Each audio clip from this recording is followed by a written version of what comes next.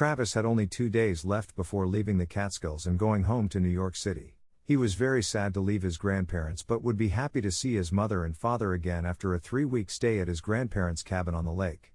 He wasn't too concerned about meeting Tiber again, as he figured that he would see him anywhere, as he was a discarnate spirit and could appear anywhere and in any form that he wanted to.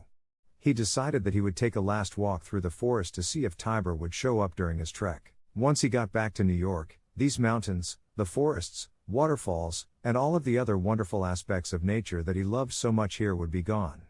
He could go to Central Park, but as nice as that amazing place was, it didn't compare with what he had here. Early morning was a special time, and it had a unique quality that allowed Travis to experience this forest environment at its best.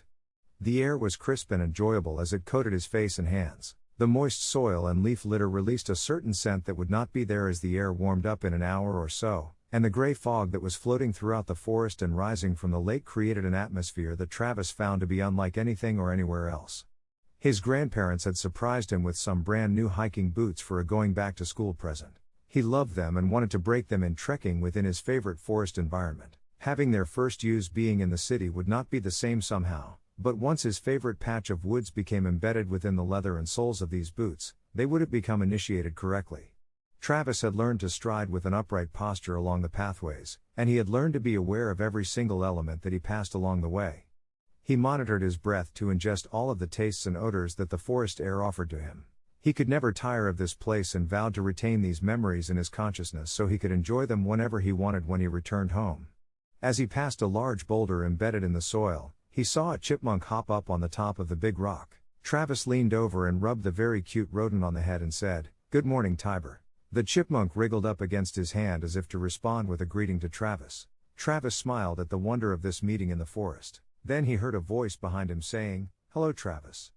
A good morning to you." As Travis spun around, he saw a most beautiful deer with an impressive rack of antlers standing on the pathway. You did that on purpose. You tried making me believe that you are this pretty little chipmunk and then scared the hell out of me with those big antlers. It's the only fun I have. I love the look on your face as you patted that little chipmunk on the head. Whatever. You old coot. I'll try to figure out some way to scare you next time. I'm not old. It's just that you are still a child, and I look old by comparison.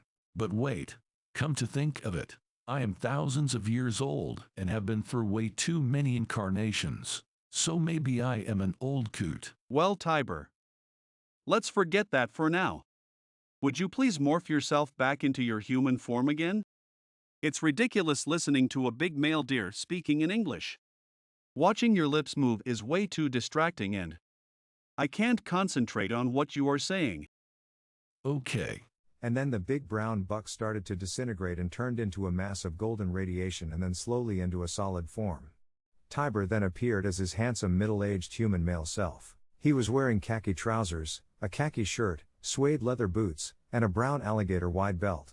The shirt and pants were super ironed and had razor-sharp pleats. Travis just stared at him for a moment, and then Tiber said, "Oh, I forgot." Then a light brown Indian Jones-styled leather fedora hat suddenly appeared on his head.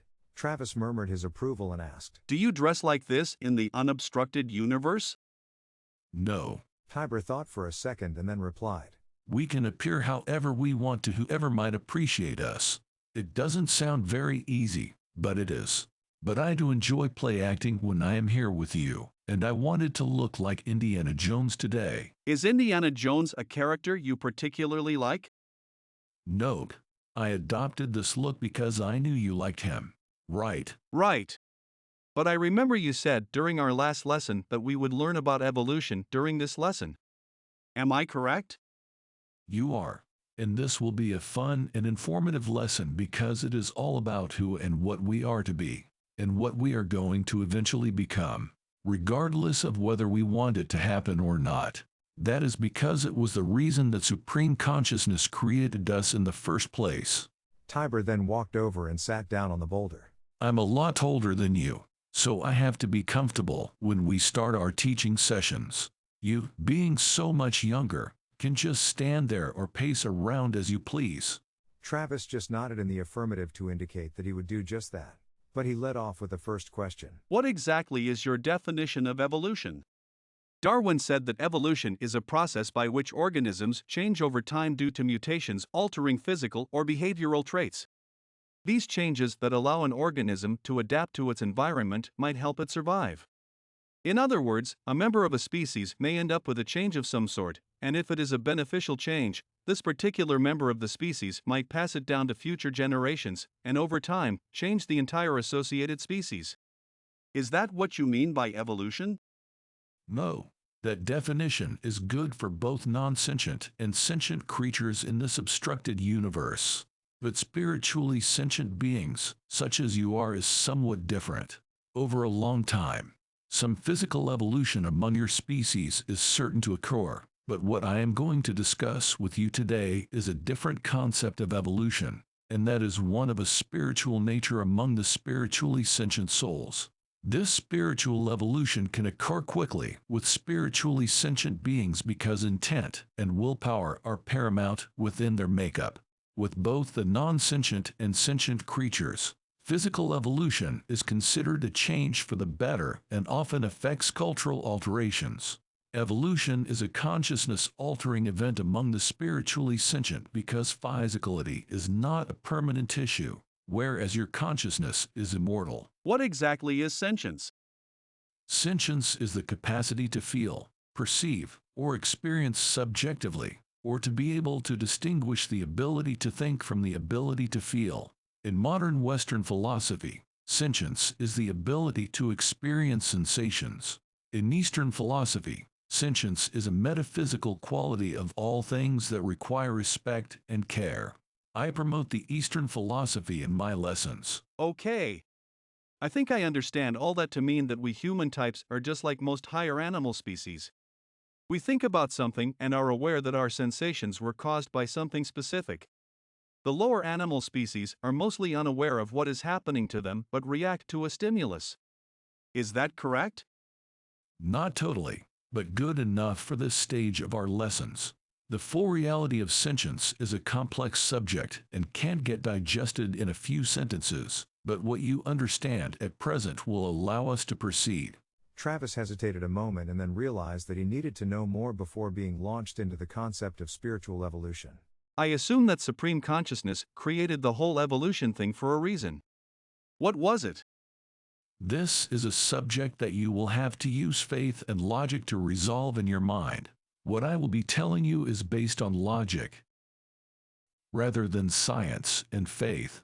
Logic is needed to allow you to believe that it is true.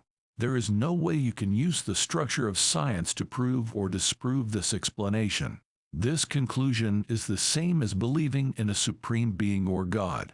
There is no way to approach that subject by using scientific discipline. You either believe in God or you don't. Many people don't like to use logic to accept a fact or an idea, but it is a very acceptable methodology, but it is up to you to accept it or not. Even something like love doesn't lend itself to a scientific explanation. You know it when you feel it. I can accept that, Tiber, so please go ahead with your explanation. Please also accept as the fact that supreme consciousness exists and has always existed and will always exist outside of any beginning or ending concept. Many, if not most of your scientists today have posited that nothing actually begins or ends but, or not so simply perhaps, changes its form. This fact is particularly relevant in an obstructed universe such as the one we are in at present. In an unobstructed universe where there is no seemingly solid matter to deal with, spiritual beings, who are always immortal, still continually change form to continue evolving their souls through personal experiences. All souls have been manifested from supreme consciousness, and therefore did not begin but emanated from what always was. Because of that, they will never end either.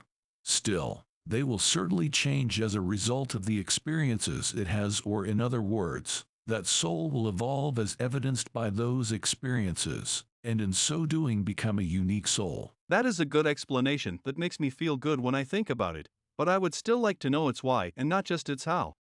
Did Supreme Consciousness have a reason to create these souls? Of course, you can rest assured that Supreme Consciousness has a reason for everything that was created. It is creation that is what supreme consciousness is all about. Creation is supreme consciousness, and supreme consciousness is creation. And when all of those souls that emanate from supreme consciousness go forth, it is with a clear purpose to create as well. In other words, the created become a creator. Full consciousness is a state of being in which the individual entity maintains a sense of personal identity and holds the sense, or awareness, of being one with supreme consciousness and the totality of the divine creation. Are you following all of this? Sure. How could I not? But I hope you don't have a quiz at the end of this lesson today. I see you are still a smartass. But listen up. This lesson is important stuff, so pay attention. As I said, we are all derivative of the creative force of the supreme consciousness. We are required to evolve into full-scale replicas during whatever segments of reincarnations are needed to fulfill the expectations of our Creator. Okay, but how long will it take to reach the level when we are considered complete in our evolutionary journey? There are no expectations or limits based on time increments for us to evolve because we are immortal.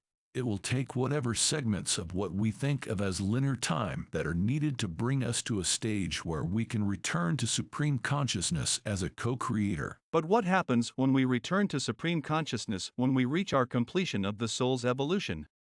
Do we cease to exist as individuals? Do you think that individuality was bestowed on each new soul only to eventually have it taken away when it becomes closer to its creator? The entire point of creating new souls was to introduce the originality of creation. If you consider the statement that I made earlier, your scientists have posited that nothing begins or ends but changes form. Water becomes fog or ice or rain. And then all of these can become water once again depending on actions that might cause them to change. Nothing can be lost in the process. Ashes to ashes and dust to dust go the saying, but those ash and dust particles get transformed into other elements on Earth to perform other functions in reality. An individual soul is created out of original supreme consciousness, and that new soul has all of the attributes of supreme consciousness, except for the knowledge of experience. A baby born within this obstructed universe knows very little about his life, but will eventually learn a lot because of its experiences. A new soul knows very little at its birth, but will eventually learn a lot because of its experiences as well.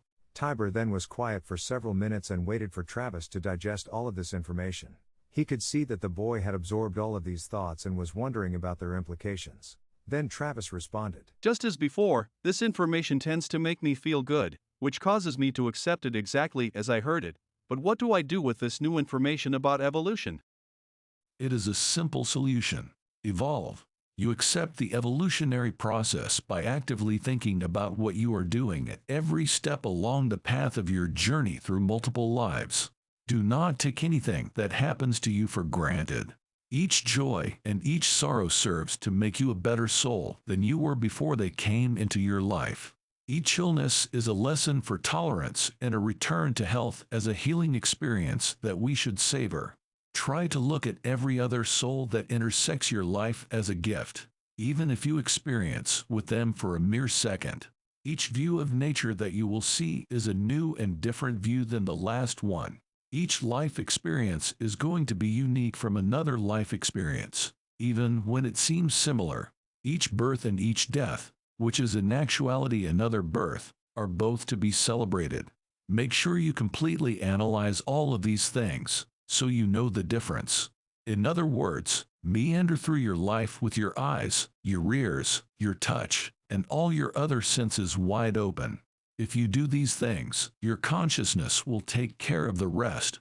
Everything that happens during your multiple lives contributes to the eventual growth of your soul and speeds the process of your spiritual evolution. Have faith that supreme consciousness created you of itself with a desire and plan that you become an individual like unto itself, just as a good parent in our early existence wants their offspring to grow to be a perfect person, but unique in its own way. Travis was staring at Tiber as he ended his last statement. Thank you. That was a great lesson, And although I know there is much more for me to learn about spiritual evolution, I believe you have pointed me in the right direction to obtain the rest on my own. You are welcome. I will be available if you forget or need to know something more about this. That was the agreement we made together in the transition realm. Just remember, if you have a conflict along the way and you don't know how to resolve it, use the simple study of quality comparison. Does an act of love apply to this problem rather than an act of indifference or hate? Think about that a bit, and you will see why relating each thing to those emotions can solve a lot of things. I understand. May I hug you? Tiber responded by walking to Travis and held out his arms, and to Travis's amazement, they embraced, and Travis felt the most wondrous sensation. It was pure love of a spiritual nature that reverberated through Travis's body.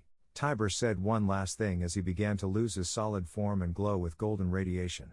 Goodbye until the next lesson. I love you. And with that, he disappeared. I love you too. Travis was able to murmur very quietly as he left Tiber's embrace. He then began the short walk back to his grandparents' cabin, feeling as satisfied as he ever had in his short life. I hope you enjoyed listening to episode number 3, Tiber Talks Evolution, a continuation of episodes where Travis will be spending valuable and enjoyable time with Tiber, his spiritual professor and mentor. Future episodes will follow Tiber's intent to teach Travis a new way of looking at his world, learning why he was born into his life, and developing a philosophy that will guide him on his evolution towards becoming a mature, spiritual being.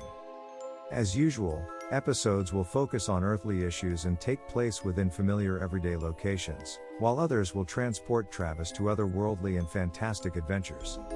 The next episode, episode number 4, Tiber talks of love and will discuss what spiritual and earthly human love means.